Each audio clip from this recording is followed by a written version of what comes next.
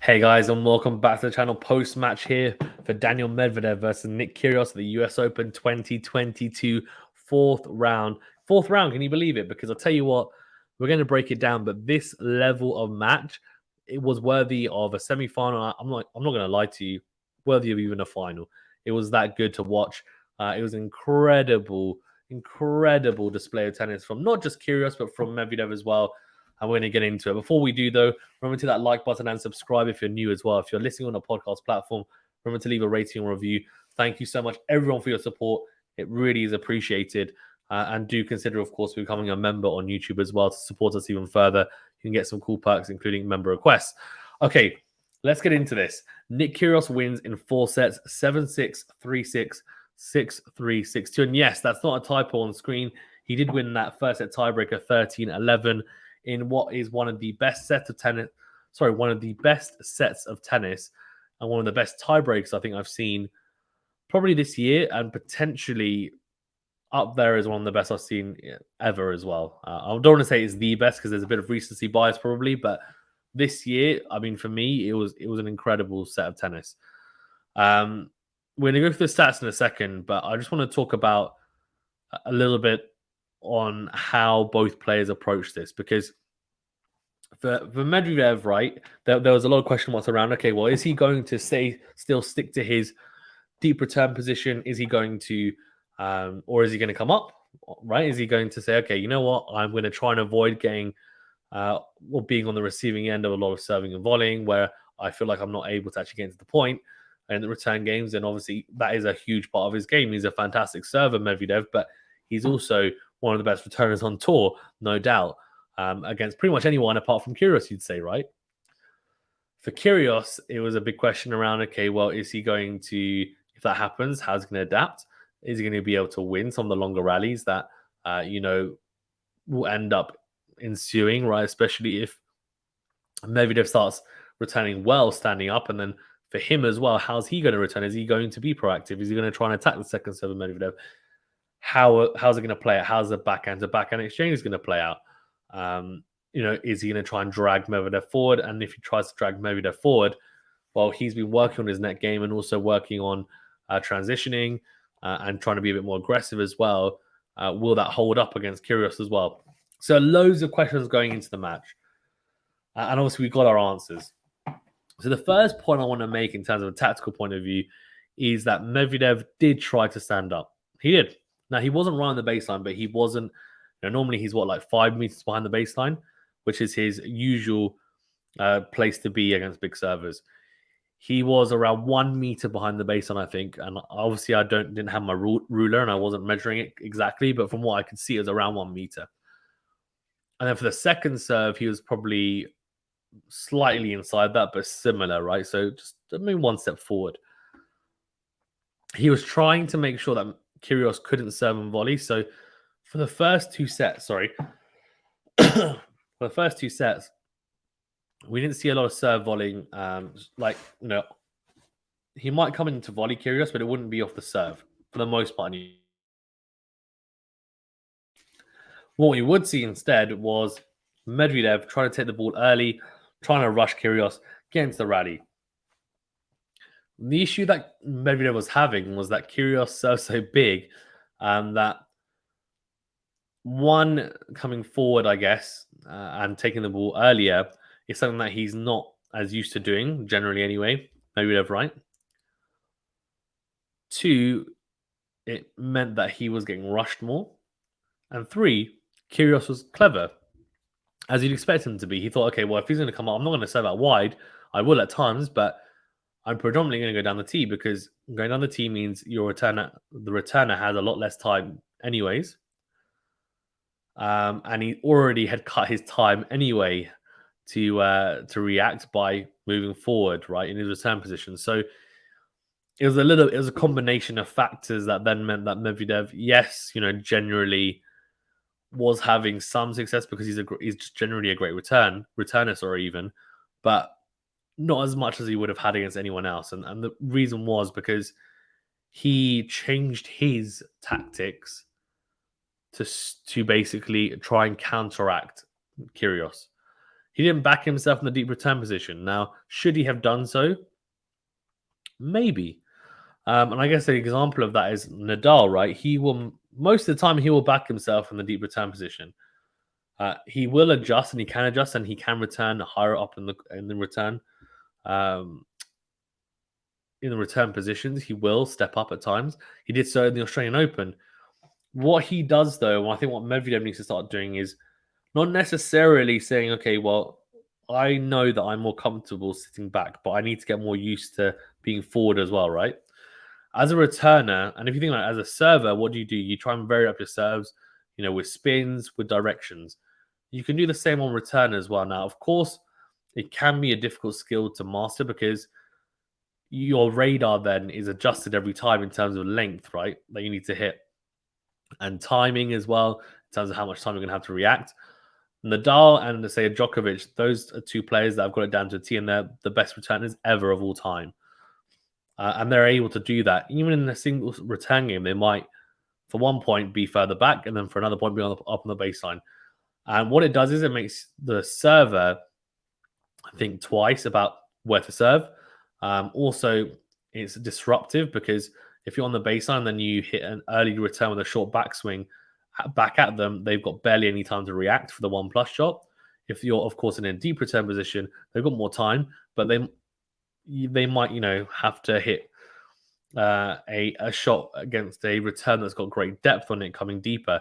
Then they need to think, okay, well, should I be coming into the net or not? But then it depends on the return position, right? So they're then constantly thinking about that. It gives them something extra to think about, and it can be mentally fatiguing. And that's how people break down servers, right, as well, by mixing up return positions, mixing up types of returns as well, not just saying I'm going to hit a drive return or a slice return, mixing it up as well. Now Medvedev is a little bit one-dimensional in the sense that he's got one, he either stands really far back, or then for the first few sets he was up. He was hitting, he doesn't really have a backhand slice. He barely hits it. He hit it a few times in this match, but it wasn't really something that he tends to utilize. And the forehand slice isn't really there either. It's more of a block back into court. So the issue that he was having is that he just wasn't particularly natural at stepping up in his return position. And he will. I think it'll be interesting to see whether he does utilize this tactic now going forward against bigger servers and tries to vary it, and whether he will try to change return positions in a game or in a couple of games rather than he went 2 whole sets, I think, standing up on the baseline. And the first set was could have gone either way. He had 3 set points. Medvedev didn't take them. Kyrgios, then took it on the 4th set point. So it was really a flip of a coin. It really was the first set, and it was just an incredible set of tennis. It really was. And Kyrgios, ended up breaking Medvedev in that first set. They got broken back straight away in classic fashion, and it was like, okay, fine. We'll have to see how this one goes. Kyrgios managed to hold his nerve, take it to a tiebreaker at 5-6, and the rest is history. It was 5-3 up in the tiebreaker, and then he conceded that. I think he ended up being 6-5 down, and you're like, oh no. As a neutral watching it, you're thinking he's potentially going to implode here. He'll lose the next point, lose the tiebreaker 7-5, right? He didn't. The biggest positive for Kyrgios is his mental toughness in this match. We can talk about his ability, and we will in a second, but the biggest positive, the biggest thing to me that stood out, the most impressive facet of his game today and in the last couple of months has been his mental fortitude. How he has, yes, we still see a little bit of the outbursts and the obscenities and the abusing his box and not particularly maybe treating the chair umpire how he should. And yeah, I'm not going to condemn that. I'm not going to say that's correct. He should be doing that. Of course not. What's impressive though is that we're still getting those outbursts. He's still managing to stay mentally pretty much in tune, dialed in. And we saw that in the tiebreaker in the first set. He smashed his racket twice. he still managed to win on to win the tiebreaker. It was crazy. I was like, whoa.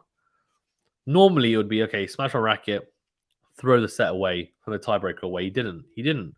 He stayed in there. He came with some clutch serves in big, big moments when he needed it. I think Medvedev had set points on his serve and he came with some really good returns. Kyrgios managed to also, stick with Medvedev in the big, big points. If he needs to play a longer rally, Kyrgios, he would structure it so well. And what we saw from him was the ability to say, okay, I'm not just going to be really silly and say, okay, I'm going to hit a decent ground stroke on my second or third shot and then just rush the net. No.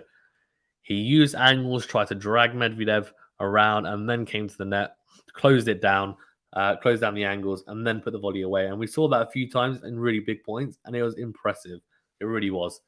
The other thing he did really well, and he adapted, was he approached the backhand, especially in the first set, and even part of the second set, predominantly, right?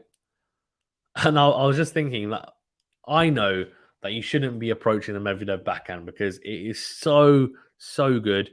It's almost impenetrable, and not just that, it's like sniper-like. It's so low over the net. It's so hard as someone at the net to volley. It's just difficult to deal with, and he hits it so cleanly and so precisely that you just don't want to be dealing with that. You want to go into his forehand where he might hit it cleanly, but more often than not, he'll probably hit it straight at you, or he'll hit it maybe the side, but it won't be as flat. You'll probably get a bit more success going into the forehand side. So first few times he went into the backhand, he got punished, and then he realized and he adapted. And that was what was impressive, because his muscle memory would have been there to go into the backhand, because everyone's backhand generally on tour is their weaker side. But for Medvedev, it's not, I don't think. And especially if you're approaching, right, the net, you go into his forehand. Of course, you can't just get away with tapping it back in. But what he did, which was really impressive, especially on set point, the 4 set point he had, he'd been approaching with drive backhands, drive forehands. He went with the forehand slice. Now, he played a few forehand slices in the tiebreaker in the first set, which were, I don't want to say abysmal, but they were just, they were shots that he hit because he was trying to stay in the rally, and he tried to mix it up, and it wasn't effective. It had no purpose. It was just a kind of floaty forehand slice, and almost came across a bit lazy looking. But this time he hit a forehand slice that was effective because it was more aggressive. It was low over the net. It had pace on it. And Medvedev didn't know what to do with it, because Kyrgios, that was the first time in the set and the match that he'd approached Medvedev with a slice approach shot. And Medvedev was completely thrown off. And he goes to hit the forehand and try and pass Kyrgios down the line, and he overhits it big time. Probably because he's thinking, oh, whoa, what's this? A slice. Okay, I need to hit this, but I need to hit it with enough pace. Okay, let's get through this quickly, get quick hands through the ball, and he overhits it, and Kyrgios lets it go. If that was a normal forehand into into Medvedev's forehand, he probably makes that shot, or at least makes Kyrgios play. Was it genius? Maybe. But either way, whether it was genius or whether he just did it in the spur of the moment, it was a really, really intelligent choice. Not just to go into the forehand, but the way he went into the forehand. So he mixed it up. He went with the slice as well. And Medvedev looked awkward trying to get that low and trying to get the elevation to then go over the net, down the line with topspin on his forehand side, which he isn't as comfortable passing people at the net with. And that's how he won the first set. 13-11, what a tiebreaker. I mean, there were aces galore, as you can imagine, as there were throughout the whole match, because both are so incredible at serving.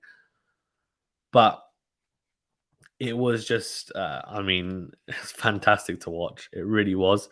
And Medvedev definitely showed a slightly more aggressive brand of tennis, which I'm kind of liking. And I know, look, he didn't win, and I get that, but this clearly isn't a great matchup for him, because Kyrgios has now extended his lead at 4-1 in the head-to-head. Before even this year, I think it was 2-love, right? So at the end of the day, it's clearly not the best matchup for him. And I think he plays how he played today. He probably beats everyone, bar maybe Nadal. Like maybe. I mean, even then, I'm not sure. You might still beat him because we'll go through the stats in a second. But he played some really good tennis, Medvedev. Really good tennis. He served fantastically well, especially in the first set. He served out wide. And what he did, which was a really good tactic in the first 3 sets, he had a lot of success going into the forehand of Kyrgios, and he realized that actually Kyrgios' backhand return is better than his forehand return. If you go into his forehand and you go hard into his forehand and drag him out a little bit, he will give you shorter returns of the forehand. With the backhand, he won't. Not as much anyway. They'll be deeper into court. They'll be flatter. They'll be more awkward. They'll get him into neutral quicker. The forehand, not always. Especially in the first, 3 sets? Yeah, there were moments when, of course, Kyrgios had success, and that's why he got a break in the 4th set, took it 1-6-3, fantastic. But especially the first 2 sets, especially, he definitely had a lot of success going into the forehand side. What happened in the 3rd and 4th set is he got a little bit predictable, Medvedev, especially on the ad side. So he was going down the tee on the ad side, right, predominantly. Kyrgios started just moving across. He started anticipating it, and it hurt Medvedev because he's got a massive serve. But if you become predictable and you start having that kind of pattern to your serving as a returner who's got very good tennis IQ, he then adapted and started having a lot more success on Medvedev's return on his return games, on Medvedev's service games. In fairness to Kyrgios as well, to be fair, he did have, I would say, more success in the return games than Medvedev did, which was surprising, right? But I think it's just because he was reading it better. And Kyrgios wasn't really giving much away on his serve in the sense that he was hitting his spots. He had a lot more variation than Medvedev, I think, on serve as well. And his second serve as well, for the most part, isn't really a weakness. And Medvedev did really well in the second serve points. I have to say, and we'll go through in a second. But Kyrgios, I think, a lot of the points that he'd lose on serve, they didn't really seem to be ones where it was like, okay, Medvedev, has won that point. It was more Kyrgios has made a mistake, right? Like he's made a mistake rather than Medvedev's actually forced that mistake out of it. It was like an unforced error. It was like, okay, could have done this. Like, for example, should have approached the forehand, approaches the backhand. Okay, going to get punished. Yes, fantastic pass on Medvedev, but you kind of expect it.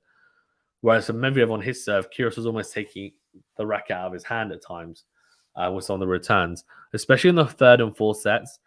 I mean, he was reading the serves, and then it was like incredible returning for some of the points. Return winners started flowing in the 3rd and 4th sets, and Medvedev didn't know what to do. It was crazy to watch because it was like, hold on, this should be Medvedev doing it, but it wasn't. It was Kyrgios. And he actually went a double break up in the 4th set. And you're thinking, oh, come on, don't concede this now. Serving, I think it was at was it a 5-2?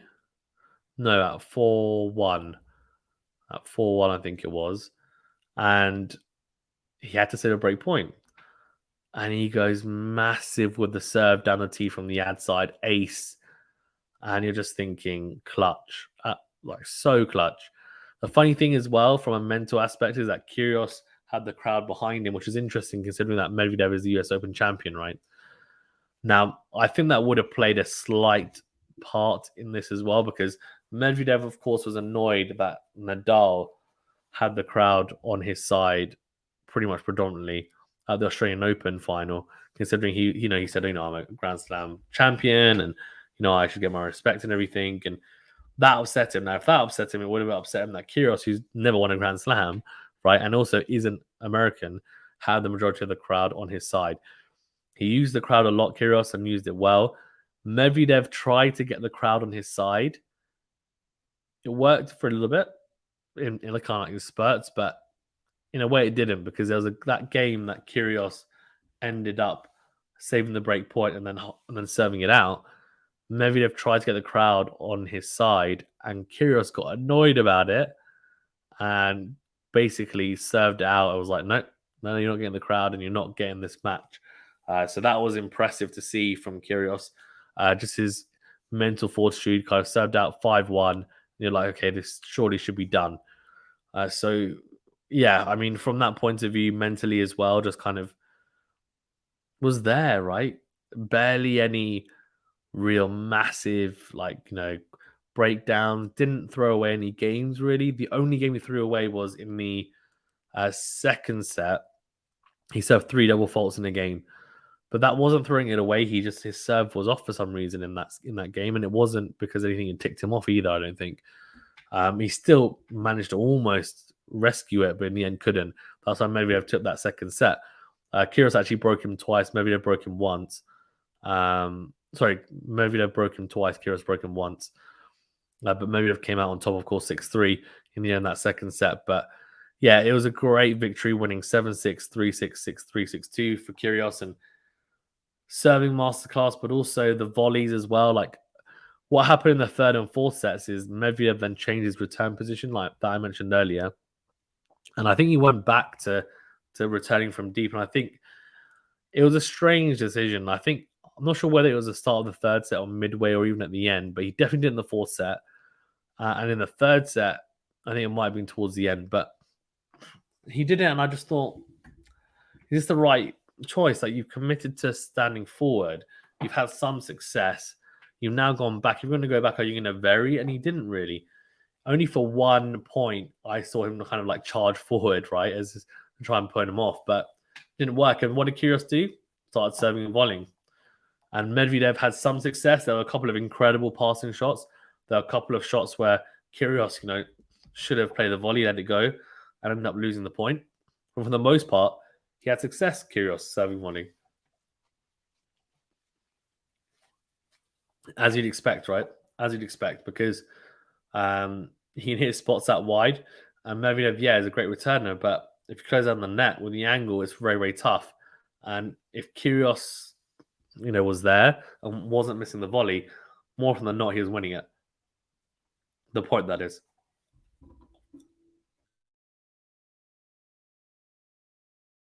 So, look, I mean, we saw some fantastic volleys from Kyrgios as well. I think I was impressed, especially after realizing, okay, if I hit my first volley into Medvedev's backhand, he's probably going to kill me with it. So what he did is he said, I'm only going to hit to that side if it's going behind him, if that makes sense, or at an angle or a drop volley. And then he started going behind Medvedev. So when Medvedev would hit a shot, he'd volley behind him. That was very intelligent because laterally Medvedev is so good at getting to balls, right? I mean, incredibly good. I saw on the replays, he's going side to side, getting shots that you just think, how is he getting those? Kyrgios is absolutely crunching it. A backhand cross court, forehand on the line, and Medvedev's still there, still in neutral somehow. With great depth defensively as well. And then Kyrgios says, okay, let's close down the net. And he comes down to close down the net. And he does, as I said, it goes behind Medvedev because you go behind him, he's wrong-footed, it's very hard to then recover. And he wasn't reading it, Medvedev, either. So he wasn't standing still or waiting in the corner. So he was already on the move. And laterally, I mean, incredible defender, but Kyrgios figured that out. And that was impressive to see as well. So all in all, fantastic. I mean, Medvedev, backhand to backhand exchanges, Kyrgios did have some success, yes, of course, but Medvedev, for the most part, actually, I thought was slightly better in some of those exchanges anyway. The backhand slice, he used it at times, Medvedev, but it didn't really have much effect. A couple of good drop shots from him, though, especially in return to some of Kyrgios' drop shots, like, came forward really nicely, great movement, and then return drop shot winner. Also, a couple of points when he came to the net, closed it down nicely. So that was a great positive for me as well, for Medvedev. And like, you can tell he's adapting his game. So that's a big, big plus. And yes, he's number one in the world. Yes, he's a Grand Slam champion. But if he wants to win multiple Grand Slams, you need to be able to have a diverse and dynamic game. And I feel like he's trying to do that. So that was great. Especially, it was great to see a lot more forehand winners from him as well. At one point, he'd hit more forehand winners than Kyrgios. And that was fantastic to see because it just showed how more he was willing to hit through the ball on the forehand side and actually use angles and use some fantastic angles to drag Kyrgios out. That was one thing that I think he did really well was backhand cross court, forehand cross court. If Kyrgios was hitting the forehand on the line and it wasn't flat enough or it wasn't deep enough in the court, he just takes it shoulder high and finds these great angles in the backhand that drag you out. And even someone with a fantastic backhand like Kyrgios at times would then end up losing the point because of that. It's just for Medvedev, unfortunately for him, Kyrgios does have a fantastic backhand that in a lot of instances he was still managing to stick with him somehow in those exchanges. And then the forehand, he opened up big time Kyrgios in the third and fourth sets, started running around the backhand a little bit, opening up the into-out forehand. And he was hitting it well enough that he could actually hurt Medvedev's backhand. Went into it a lot on the forehand as well. Some ridiculous forehand winners from Kyrgios. And it was really good to see him opening up and also just playing some fantastic tennis. But let's get into the stats anyway, because I've talked about this a lot. So stats-wise, you can see that. Look at that, 43 aces in total between the two. 22 for Medvedev, 21 for Kyrgios. Double faults 2-7. First serve percentage is 59% for Medvedev and 71% for Kyrgios. That was really impressive.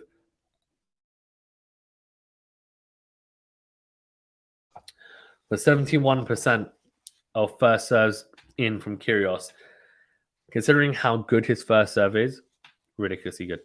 Ridiculously good. First serve points won, the same at 75%, and the second serve points won 44% from Medvedev, so slightly lower than the 46% for Kyrgios. That's a little bit misleading in a way because first couple of sets, Kyrgios wasn't having much success on the second serve points won at all. Second serve return points anyway.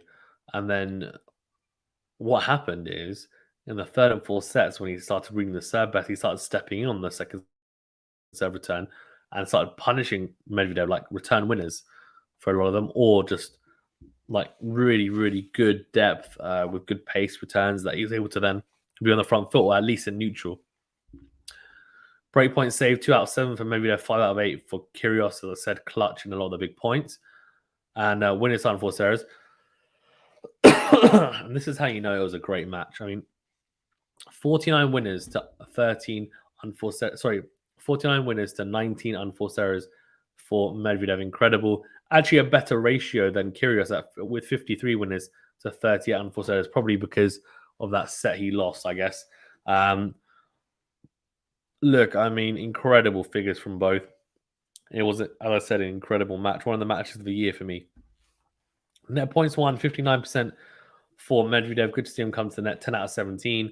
62% for Kyrgios, 29 out of 47. And the reason why it's not higher is because Medvedev's so good at passing people at the net, but it was definitely the right tactic to utilize for Kyrgios because he stayed at the base. If he stayed at the base side throughout the whole match, he wouldn't have had as much success because it would be more one-dimensional, and also Medvedev grinds you down from the back of the court. So fantastic win for Nick Kyrgios. He marches on. He'll play Khachanov in the next round, and the winner of that will actually play Berrettini Ruud. So really, you could say that whoever was going to win this would have been the favorite to make the final. I think he's the favorite to make the final now. We'll see how he gets on, of course, against Khachanov, and then if he is able to win that, if he's able to win his semi. But I'll tell you what, there's definitely a lot of positivity around Kyrgios and how far he's able to go. It's a great win for the Australian. He knocks out the defending champion, Daniel Medvedev, put up a fantastic fight, I have to say. He will be back, and he'll just be hoping that he doesn't draw Kyrgios at Grand Slams going forward. But otherwise, as I said, you can see the stats, see the way he played. He's still playing some great tennis and definitely playing better than he did in the warm-up tournaments, that's for sure. Thank you very much, guys. Stay safe and well. We'll see you on the next video. Remember to hit that like button, subscribe if you're new, leave a rating or review. Thank you.